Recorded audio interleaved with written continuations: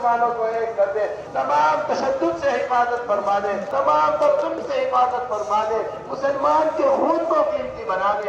আকাশে বাতাসে ধ্বনিত লাখো কণ্ঠে কান্না আর আমিন আমিন ধ্বনিতে প্রকম্পিত হলো টঙ্গীর তুরাগতীর। নানা বয়সী ও নানা পেশার মানুষ, এমনকি নারীরাও ভিড় ঠেলে মোনাজাতে অংশ নিয়ে আল্লাহর দরবারে জানিয়েছেন মনের আকুতি।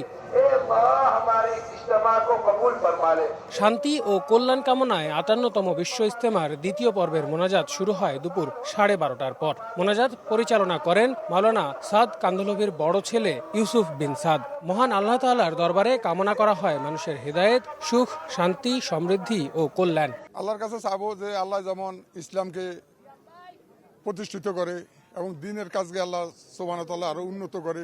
মানুষ যেন যে হিংসা বিদ্বেষ এগুলো থেকে যেন রেহাই পায়, হ্যাঁ, সবাই সবার জন্য দোয়া করবো ইনশাল্লাহ। আল্লাহ তাআলা যেন আমাদেরকে আমরা যে সফরে যেতে পারি, আমাদের মৃত্যু যাতে সফরই হোক। এর আগে ফজরের নামাজ শেষে শুরু হয় দিনের আমল। হেদায়েতি বয়ানে শিখে নেয়া দ্বীনি দাওয়াতের আদব আর ইসলামী ছায়াতলে শান্তির পরশে সৃষ্টিকর্তার নৈকট্য লাভের আশা মুসল্লিদের।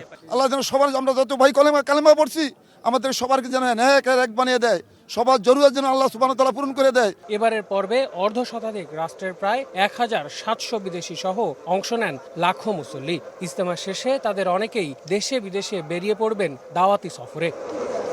এলেন, শিখলেন, চাইলেন মহান রবের কাছে।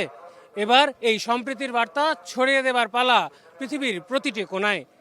ইসলামের এই শান্তির বার্তা ছড়িয়ে যাবে বিশ্ববাসীর মধ্যে, সবাই বিভেদ ভুলে এক হবে, এমনটাই আশা সাধারণ মুসল্লিদের।